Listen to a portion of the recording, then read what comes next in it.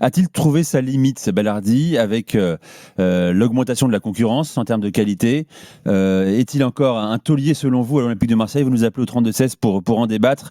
Et si une grosse offre arrive cet hiver à Marseille, comme ça a pu arriver, en tout cas il y a eu des intérêts forts l'été dernier, faut-il le laisser partir? Kevin, qu'est-ce que t'en penses, toi?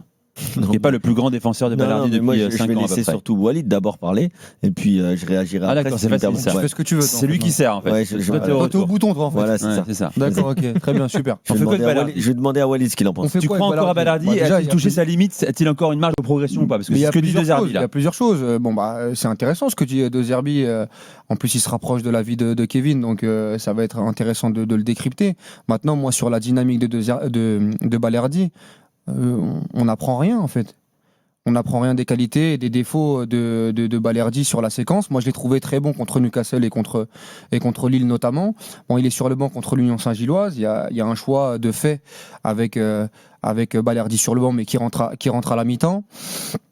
Aujourd'hui, Balerdi fait des bonnes performances, mais il y a aussi les travers de Balerdi. On l'a bien vu contre Toulouse, parce que j'imagine qu'il a été sanctionné parce qu'il y a eu cette gestion de fin de match catastrophique dont il fait partie à Toulouse entre Rouli, lui et Egan Riley.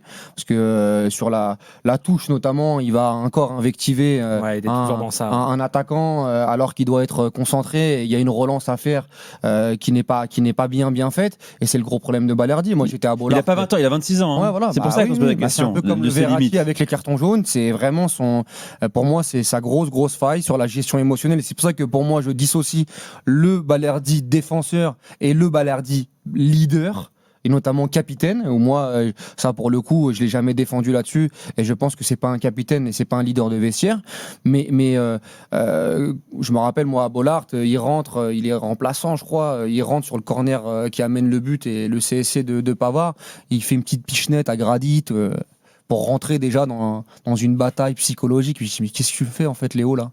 Tu es en train de... Et donc ça, pour moi, si je suis à la place de Zerbi, je pense qu'elle est là, la marge de progression. Et puis il y a un autre souci sur Balerdi, c'est que même si pour moi, je répète, contre Lille et contre Newcastle, il a fait des grosses performances, et à Lille c'est peut-être le meilleur avec Emerson Palmieri, c'est que je trouve Aguerd plus fort en défense centrale axe. Et que aujourd'hui, quand Aguerd est axe gauche sur une défense à 3, je le trouve moins impactant. Et donc il a la possibilité aussi de passer à 4. On l'a pas beaucoup vu finalement cette association. On l'a vu, mais on l'a vu, mais pas assez. Et j'aimerais le voir. Mais le gros aussi. Après, et pour terminer le débat, avant de laisser la parole à Kevin, c'est que Aguerd part à la CAN. Et donc l'histoire de taulier, quoi qu'il arrive, Medina va revenir de blessure. Balerdi, il a la Coupe du Monde en ligne de mire à la fin de la saison. On sait que l'histoire va sûrement se terminer à la fin de la saison. Balerdi est ton capitaine. Je pense qu'il a voulu le piquer sur les derniers matchs, mais Balerdi va être un acteur majeur de la deuxième partie de saison. Mais oui, de l'Olympique de Marseille. Je vois pas comment ça pourrait être autrement. Maintenant, j'ai cité les questions. C'est pour ça que je voulais laisser Walid commencer, parce que je trouve que c'est très intéressant ce qu'il dit. C'est-à-dire que moi, aujourd'hui, Balerdi en 2025-26, il ne me gêne pas. Il ne me gêne pas à l'OM.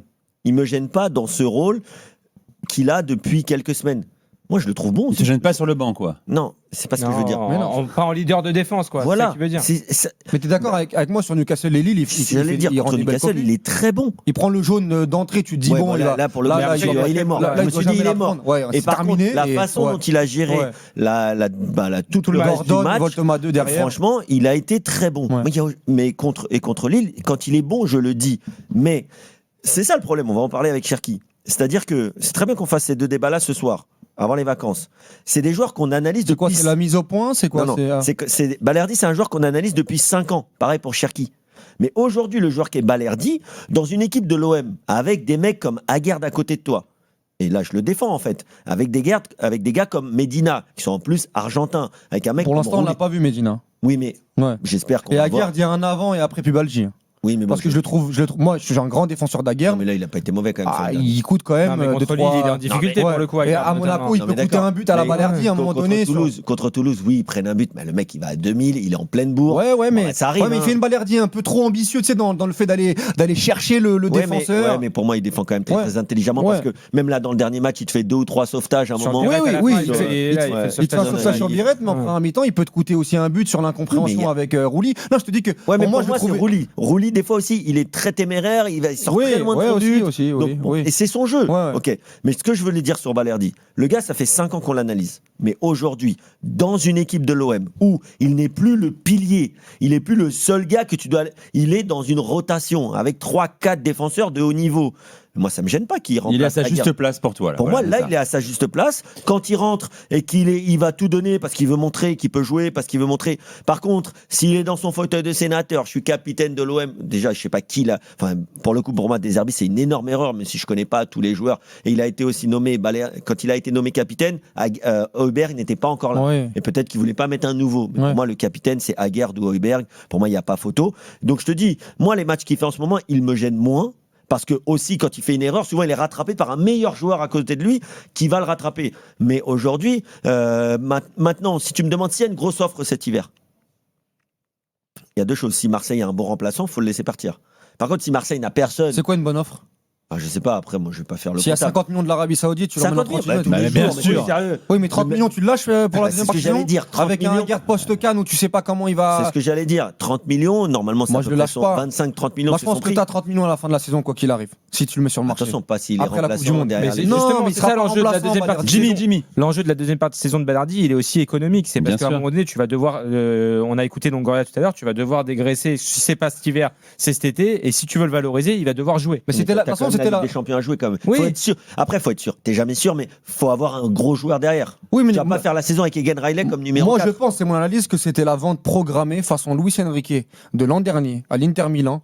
C'est Balerdi à la fin de saison. D'ailleurs, Luis Enrique, ça a été aussi un sujet récurrent dans l'after. On s'était pas trop trompé non plus. Non, il a fait un bravo pour le coup. Il a fait un très bon match il y a une semaine. Il y a une semaine, il était réussir à le sortir à ce prix-là pour voir la demi-saison qu'il fait. En gros, tu vois ce que je veux dire sur la fin de cycle. Donc tu es obligé de le faire jouer. Bien sûr. Tu es obligé de l'aligner pour le valoriser. Mais globalement, je pense que le Balerdi de Newcastle, de Lille, c'est un joueur qui doit jouer à l'Olympique de Marseille.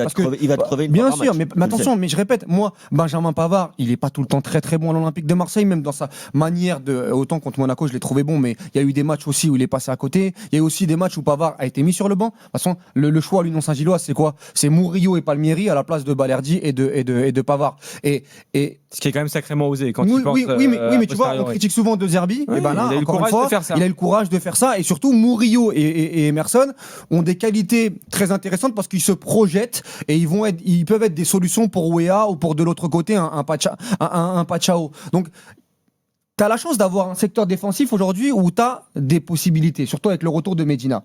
Maintenant, donc c'est une bonne chose pour l'Olympique de Marseille. Oui, c'est pour ça que Balerdi n'est pas aussi important que la saison dernière, par exemple. Mais je reste persuadé que ça va être un Murillo et Emerson qui ont joué dans une défense à 3, par exemple. Et il n'y a pas beaucoup de... Oui, c'est ça. Oui, mais ils vont vendre en fin de saison. Moi, sincèrement... S'il y a une vraie offre cet hiver... Mais quand t'écoutes le son de... Il veut dégraisser un peu cet hiver. Ils ont besoin d'argent. Ils ont besoin d'argent. Tu vas basculer avec... Tu vois, si tu sors, même Lirola, Murillo, Mopé, peut-être qu'il va... Pas Murillo, pardon. Lirola, Garcia, Mopé. Ouais. Si tu sors ces 3 joueurs-là, c'est pas ça qui va faire la différence. Ils vont peut-être devoir sortir un gros cet hiver et je m'interroge sur qui ça peut être. Les jeunes. Tu penses qu'il peut sortir Vaz ou Bacola cet hiver ? Non. Robinho Vaz ? Non, attends, c'est la pépite à Marseille. D'accord, mais s'il y a une très grosse... Non, mais pour le coup, c'est les valeurs marchandes. Non, mais là, on parle d'offres irrefusables.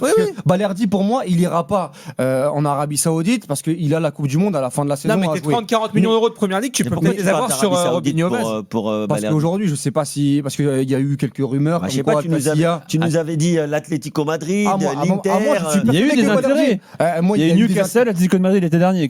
Mais moi, je suis persuadé qu'en Europe, Balerdi à 30-35 millions d'euros, il part, mais tous les jours. Moi, je suis persuadé de ça. Mais je te dis juste que sur les fameuses offres, parce que Longoria a ouvert la porte sur le fait qu'il fallait un équilibre financier. Et tu peux peut-être les récupérer sur les jeunes, t'as raison. Non, les jeunes, c'est une possibilité. Je te dis juste qu'aujourd'hui. Le message envoyé serait pas bon. Bien sûr, mais bon, Robinho Vaz, à un moment donné, peut-être si demain il y a 25, je crois qu'il avait refusé 17. Si Medina il revient bien là, tu peux vendre. Je dis pas qu'il faut, mais tu peux vendre Balerdi. D'accord, oui, mais moi ce que j'explique, c'est que. Je suis d'accord. Non, mais ce que j'explique, c'est que Balerdi. T'as aussi le côté, t'as des gauchers, à garde gaucher, Medina gaucher. Non, mais Balerdi, si encore une fois tu le vends, déjà on fait de la spéculation, on sait pas ce qui va arriver en janvier. Mais attention à Gerd s'il gagne la CAN ou s'il la gagne pas, dans quel état il va revenir. Et derrière, pour moi, Balerdi, ça reste un élément important. Ouais, mais il s'est pas fait opérer, là, une pubalgie, c'est pas fait opérer. Il y a une vraie interrogation. Moi, je le vends pas, à part s'il y a 50 bâtons, je le vends pas, moi.